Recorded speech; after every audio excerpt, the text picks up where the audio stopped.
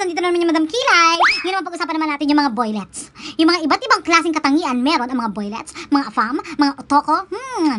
Sarap-sarap mga... Boylet number 1, the conservative. Sila yung mga boylet na talagang conservative na ayaw nila nakikita na yung buong kalamnan mo pag lalabas kayo ng bahay. Kasi nga, ang gusto nila, sila lang yung makakakita noon. Sarap ng feeling, di ba? Hoy, pagta mo nga yung suot mo, kita rin pusod mo. Pati yung dibdib mo, luwa na. Ano ka ba, babe? Uso kaya siya ngayon? Si Ann Curtis nga, ganito yung suot niya, nag-MRT siya eh. Si Ann Curtis yun. Eh, magkaiba naman kayo ng hubog ng katawan nun. Saka baka mamaya may bumili pa ng sebo mo. Alam mo naman, akin lang yung sebo mo eh. Di ba, babe? Akin lang yan eh. Palit ka dun. Ayoko nakikita ng iba yan. Boylet number 2, the asukal. Sila yung mga boylet na talagang super sweet sa'yo. Kahit saan kayo magpunta, talagang pinangangalanda ka niya sa mga tao na talagang mahal na mahal ka niya. Sweet talaga nito ni babe. Babe, kiss mo ako dito, isa lang. Dali. Ano ka ba, babe? Ang dami-dami kayang tao dito. Hindi ma. Wala akong pakiram. Dali, kiss mo. O, dito na lang. Gusto mo. Boylet number 3, the Hokage. Pag ikaw dumaan sa harapan nila, nako, yung mga ulo nila pa, gumagano talaga, lilingon talaga sa'yo yan, day. Talaga pag naanasahan ng iyong pagkababae.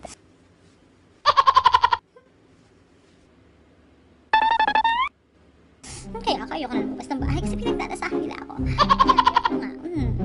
Boylet number 4, the Sangano. Sila yung mga klase na lalaki ng batas, matatapang, talagang astigin, nakala mo talaga lahat papatayin eh. Pag may kaaway, gigil na gigil eh. Ito yung mga lalaki din eh. Hot! Sino matapang dyan? Sino matapang? Ikaw matapang ka? Ikaw, tapang ka? Tara! Magsanib ka sa tayo! Lahat ng matapang! Sama sa akin! Kala mo talaga lahat kaya eh. Boylet number 5, the yummy. Sila yung mga boylet na talagang yummy, macho, guwapo, talagang perfect talaga lahat. Tapos napakalinis, sarap-sarap. Kaya lang, choosy. Karamihan sa mga yummy, mga choosy yan sila. Pero may karapatan naman sila maging choosy. Let's take our time tonight, girl. Above us all the Pero kung hindi ka naman yummy, huwag ka na maging choosy. Choosy ka pa. Boylet number 6, the jolly. Ito naman yung tipo na lalaki na napakamasayahin. Na talagang walang iniisip na problema. Talagang siya yung magpapasaya talaga sa'yo. Dahil nga masayahin nga siya. Babe, may joke ako. Nakakatawa to. May joke ako. Basta may joke ako. Tawa ka muna. Tawa ka muna, babe. Boylet number 7, the hambugero. Ito yung mga tipo na lalaki na super hambog, super yabang. Talagang magpapa-impress talaga siya sa'yo para lang makuha ka niya. Hambugero nga eh. Boylet number 8, the manyak. Ito naman yung mga klase ng jowa o asawa mo na talaga minamanyak kayo kahit saang lugar. Babe, tara. Doon tayo sa parking lot. Ay, isa mo, habang ng tao. Talaga hindi makatiis. Yung kala mo lagi nakatira ng combat train. Tara babe, gigil na ako sa'yo eh. Tara tayo sa parking lot. Boylet number 9, the sawi. Sila yung mga lalaki na lagi na lang sawi sa pag-ibig. Na lagi na lang silang lonely. Lagi na lang sila mag-isa. Kaya tuloy minsan nadidepress na sila. Nagiging bitter na nga yung iba. Kala nyo may forever, walang forever. Lahat na may mga shota ngayon. Magbe-break din kayo. Boylet number 10, the MVP. At yung mga tipo na lalaki na magaling sa lahat ng mga klase ng laro. Mapa-basketball, mapa-video games, o kung ano pa man laro yan. Kasi nga magagaling sila doon. Sarap-sarap. Tapos gwapo pa yung iba. Boylet number 11, the torpe. Ito yung mga tipo na lalaki na takot ma-reject. Yung takot na ma-disappoint.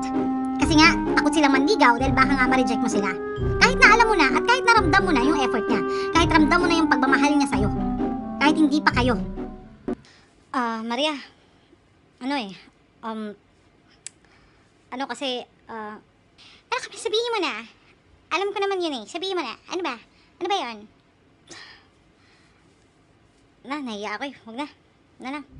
Boylet number 12, the kalabit penge. Ito yung mga tipo na lalaki na ginagawang bangko yung mga babae. Nakakainis eh. Babe, may problema ako eh. May 20 ka ba dyan? Di bilang tuk na ining eh. Sila yung tipong ang bait-bait at ang sweet-sweet sa jowa nilang babae pag may kailangan sila. Lalo na pagdating sa pera. Ang gagaling nito eh. Ang gigigil ako eh.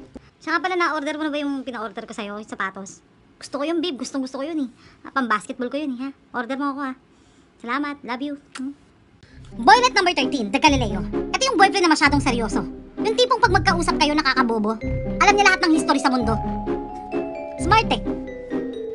Boylet number 14, the Willie Revillame. Ito yung tipo ng boyfriend na nakaka-impress sa sobrang galante. Yung tipong kahit saan kayo magpunta, siya yung manlilibre. Oh babe, mamili ka kung ano gusto mo. Akong bahala. Gusto mo pati mga tindera, bilhin natin eh. Lahat ang gusto mo, akong bala. Buong mall na to, bilhin natin to. Para may sarili kang mall. Boylet number 15 na seloso. Kaugali din to ng isang babae. Lalo na pag mahal na mahal nila yung isang tao. Natatakot din sila na maagaw ka ng iba. Kasi nga seloso sila. Oh, hello babe. Oh, hello babe. Asa ka? O sino kasama mo? Biti ka nag-reply sa akin. Lalo na kung malayo kayo sa isa't isa. Nako, super seloso talaga. Tamang hinala pa. Kung sino kausap mo, nasan ka na, anong ginagawa mo. Ano ka uwi? Message mo ako, mag-Skype tayo. Mag-Skype tayo dalawa. Para makita kita. Baka kung sino-sino na mga lalaki kasama mo. O hindi No.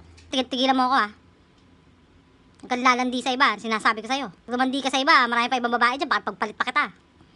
Boylet number 16. And last but not the least, the fuckboy.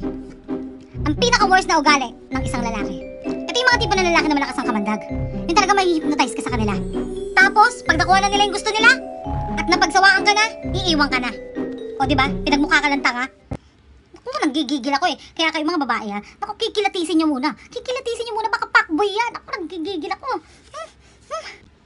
Wag easy to get, mga girls. Naku, wag nyo ibigay kagad yung pagkababae nyo dyan sa mga fuckboy na yan. Naku, nanggigigil ako, mga punyeta na yan. Nakakasama ng loob. Ay, may number 18 pa pala.